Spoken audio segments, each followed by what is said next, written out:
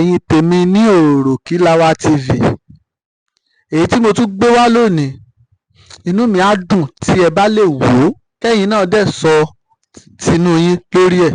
Inú mi á dùn gan ọ̀rọ̀ lórí ọba ilẹ̀ Yorùbá ni o. Ẹ má jẹ́ ká sùn, ẹ jẹ́ ká tara wa lólobó. Kí ló ń ṣẹlẹ̀ lórí àwọn ọba ilẹ̀ Yorùbá? Ẹ má jẹ́ á gbàgbé ìṣẹ̀ṣe.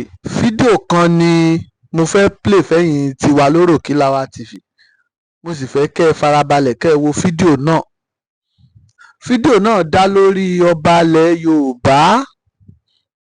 Yorùbá, ẹ̀yin ọmọ Odùduwà, kí ló ń ṣẹlẹ̀ gan-an láàrin lọ́balọ́ba? Ẹ jẹ́ á jọ wo fídíò yìí kólúkálùkù dẹ̀ sọ èròǹgbà ẹ̀ lórí nǹkan tó ń ṣẹlẹ̀ lásìkò òde ìsìn. Ẹ má jẹ́ á gbàgbé ìṣẹ̀ṣe. Ẹ wo fídíò yìí, àárí ọgbọ́n dìmú ń bẹ̀, àárọ́gbọ́n kọ́ ń bẹ̀. Fídíò yìí dá lórí ẹ̀yin ọba ilẹ̀ Yorùbá, gbogbo ọba ilẹ̀ Yorùbá ni. Ẹ jẹ́ ká pera wa sákìyèsí. Ẹ̀yin tèmi lóròkìlàwá TV, ẹ jọ̀ọ́ ẹ bá mi wo fídíò yìí, àárọ́gbọ́n dìmú ń bẹ̀, àárẹ̀ kọ̀ọ̀kọ́ ń bẹ̀. Kẹ́yìn náà sọ èròǹgbà tí lóròkìlàwá TV náà ni kẹ́ ẹ kọ́mẹ̀ǹtì. Ẹnìkan ló sọ̀rọ̀ yìí o, ṣùgbọ́n ọ̀rọ̀ náà ó tọ́ṣì èmi gan pé ọ̀rọ̀ lẹni yìí sọ. Ṣùgbọ́n èmi nìkan kọ́ ni màá gbọ́, èmi nìkan náà sì kọ́ ni màá wò. Ẹ jẹ́ ká jọ wò lóròkìlàwá TV, kẹ́ ẹ kọ́mẹ̀ǹtì, kẹ́ ẹ share. Ẹ má gbàgbé láti subscribe sóròkìlàwá TV, kẹ́ ẹ bá mi share, kẹ́ ẹ kọ́mẹ̀ǹtì, kẹ́ ẹ dẹ̀ like. Ẹ jẹ́ ká jọ wo fídíò náà. Ẹ̀yin lọ́balọ́ba, ọ̀rọ̀ kàn yín, ẹ̀yin ládéládé, àsìkò àtúnṣe rèé o. Ẹ ti ń pe Fálékè, nítorí pé ọ̀pọ̀lọpọ̀ yín, ẹ dákun sáṣetì èsì ń bẹ lẹ́nu ọba. Sápẹ́lẹ́ sì wà fọba, sọba sì wuyì. Ẹ wo gbogbo tí ń ṣẹlẹ̀ káàkiri. Ipò ọba ti wá di ipò mẹ́ta tẹ́ńkọ̀bọ̀. Ipò ọba ti di ipò tó jẹ́ pé àwọn èèyàn wá ń dùn láti bọ́ sí, tí wọ́n bá bọ́ sí tán wọ́n wá fi àṣà àti ìṣẹ̀ṣe ilẹ̀ Yorùbá lẹ̀. Mo tó jẹ́ pé àwọn kan ti òkèrè wá tí wọ́n sì bá wa gbé gẹ̀gẹ̀, àwa wá gbé sọnù bí òkú. Ẹ wo tó ṣẹlẹ̀ níjẹ̀bú, ọba papòdà, àwọn àfáà àwọn wá sin ọba. Ẹ dákun, sí àwọn àfáà àwọn ni wọ́n fi kábíyèsí jẹ ọba, tí gbogbo nǹkan ló lásà àtètò. Ṣùgbọ́n mo fẹ́ ta yín lólobó kan o. Ọ̀pọ̀lọpọ̀ àwọn tí wọ́n pè kí wọ́n wá jọba, ìfẹ́ inú ara wọn wọ́n ní o, ìfẹ́ owó wọn ní. Ọ̀pọ̀lọpọ̀ wọn tí wọ́n bá dépò ọba tán, wọ́n á máa lọ fi ipò ọba nílẹ̀ Yorùbá, wọ́n á máa lọ fi ṣòwò, wọ́n á máa lọ fi ṣe òwò pẹ̀lú àwọn ìlú kan nítorí ẹ̀sìn.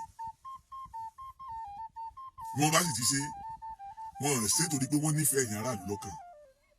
Bó bá lè yà kó ya nìlú tí wọ́n mọ̀ lò. Ó sì ń ṣẹlẹ̀, èyí tí ó yìí tún ṣẹlẹ̀, ó sì tún ju èyí tó ṣẹlẹ̀ níjẹ̀bú lọ. Ẹ̀yin gan lẹ́tẹ̀ wá ń lórí àpèrè ni, àbí àpèrè ló ń lò yín, àbí wọ́n ń lò yín lórí àpèrè. Nítorí pé wọn ò rò pọ́ba gan láṣẹ, wọn ò rò pé tí ń jẹ́ ọba gan ń bẹ nínú àwọn tá a fi jẹ ọba. Láì mọ̀, nítorí pé kíni, ọ̀pọ̀lọpọ̀ àwọn ọba tá a jẹ́ sí, bí wọ́n bá ti gorí ipò yẹn, níṣe ni wọ́n ń ra ọkàn wọn sínú àwọn nǹkan míì. Ìfẹ́kúfẹ́ owó, mo fẹ́ lọ́lá jọba alágbájá lọ, mo fẹ́ lọ́lá jọba tàmẹ̀dù lọ, òun ló wà lọ́kàn gbogbo wọn. Wọ́n á sì máa gba owó, wọ́n á máa ta àṣà àti ìṣẹ̀lẹ̀ Yorùbá lọ́pọ̀. Àsìkò tí tó kí gbogbo ẹ̀yin ọba kẹ́ ẹ ṣarajọ, kẹ́ ẹ gbárapọ̀, kẹ́ ẹ ṣàtúnṣe lórí àwọn kìíní. Táṣà àti ìṣẹ̀lẹ̀ Yorùbá bá bàjẹ́, ojú tì yín. Ẹ ti dẹni agbójú okùn lẹ́nu tí ò dẹni agba. A ti gbé àṣà àti ìṣẹ̀lẹ̀ Yorùbá lé lọ́wọ́. Ẹni tí ò bá lè ṣe ìṣẹ̀ṣe, tí ó sì lè tẹ̀lé àṣà àti ìṣe, tí ò tí ì sí nínú ètò fún bí ọdún 10 àbógún ọdún, èmi ò bá dá lábàá pé kákúkú mọ̀mọ́ fi rú wọn jọba mọ́. Nítorí pé wọn ò mọ̀ túmọ̀ nǹkan gbé dání. Wọn ò mọ̀ nǹkan gbé dání. Ọmọ Yorùbá tàtà tó jẹ́ jílẹ̀ tó sì mọ̀ tó gbé dání kò ní dépò ọba kó fọwọ́ yẹpẹrẹ mú. Ẹ̀yin kábíyèsí, lọ́balọ́ba, ládéládé, ẹ ṣàtúnṣe lórí ọ̀rọ̀ yìí kómi tó tẹ̀yìn wọ̀ bí lẹ́nu tán pátápátá, torí pé ó ti ń tẹ̀yìn wọ̀. Bá ṣe wà báyìí báyìí, mo sọ mo dúró náà o.